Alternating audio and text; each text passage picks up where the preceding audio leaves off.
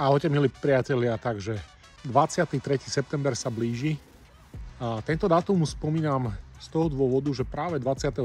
septembra sa v Bruseli koná protest. Z akého dôvodu tam idem i ja, je to, že tam budú ľudia, ktorí majú podobný problém ako ja, to je zdravotné znevýhodnenie. A v rámci tejto akcie sa tam bude bojovať za rovnosť príležitosti aj pre ľudí so zdravotným znevýhodnením. Táto akcia, respektíve na túto akciu idem prvýkrát. Verím, že to bude veľmi inšpirujúce a zaujímavé stretnutie, že opäť spoznám nových ľudí. Pred touto cestou komunikoval s pánom Riapošom. Bavili sme sa o vytvorení Centra pre nezávislý život na Slovensku. Respektíve som si overoval, či niečo také je alebo nie je. Informáciu, ktorú som dostal, bolo, že takéto centrum nie je a tým pádom sa to automaticky stalo môjim cieľom. Za tým účelom do tohto Bruselu aj idem. Budú tam rôzne školenia na túto tému, ako otvoriť takéto centrum, ako funguje.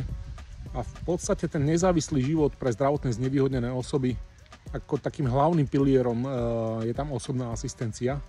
Takže som veľmi zvedavý, že čo všetko sa tam dozviem, nakoľko sa na Slovensku, respektíve prebieha na Slovensku príprava reformovania, financovania týchto služieb. Takže som na to zvedavý veľmi.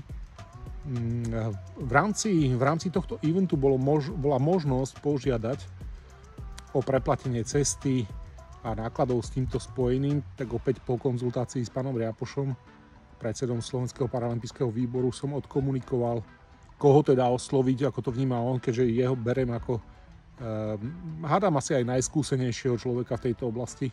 Veľmi veľa pre zdravotne znevýhodnených robil a stále robí. Za to, Jano, pekne ďakujem. A v rámci teda toho oslovenia som oslovil pani poslankyňu Beňovú, pána poslanca Ondruša a pani poslankyňu magisterku Lexman. Z týchto troch v princípe tí prví dvaja ma odignorovali, ale práve pani Lexman reagovala na e-mail a dohodli sme sa, teda síce ešte sa priamo nestretneme na pôde Európskeho parlamentu, nakoľko pani europoslankyňa Lexman má v tom čase iné povinnosti, ktoré súvisia s jej prácou. Veľmi sa na to stretnutie teším a zároveň vás, priatelia, chcem vyzvať, ak máte nejakú myšlienku, nápad, akým spôsobom zlepšiť život zdravotne znevýhodnených na Slovensku, prípadne ak viete o niečom, čo tu nefunguje a čo by mohlo teda fungovať, a tých vecí je si myslím, že hodne. Práve s jednou prišiel aj pán Riapoš a jedná sa o tzv. Projekt Eurokľúč. Priznám sa, nemal som s tým doteraz skúsenosť, ale zatiaľ, čo mám informácie, tak sa jedná o kľúč pre zdravotne znevýhodnené osoby, ktoré si môžu zakúpiť a následne na verejných priestranstvách, či už sú to vlakové a autobusové stanice, by mali mať prístup cez tento kľúč práve k jednej zo základných potrieb, teda a to je toaleta. Tento systém teda nie veľmi dobre funguje na Slovensku.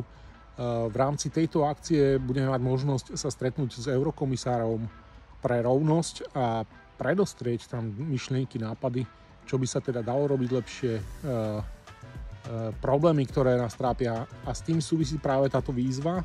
Priatelia, ak máte nejakú myšlienku, nápad, sem s ňou píšte mi do komentárov, prípadne do správ, akýmkoľvek spôsobom, ak to ku mne dostanete, tak budem to za vás komunikovať. V prípade, že by ste mali záujem sa zúčastniť tejto akcie, prosím, taktiež kontaktujte ma, či už do mailu, do správy alebo priamo do komentu pod toto video.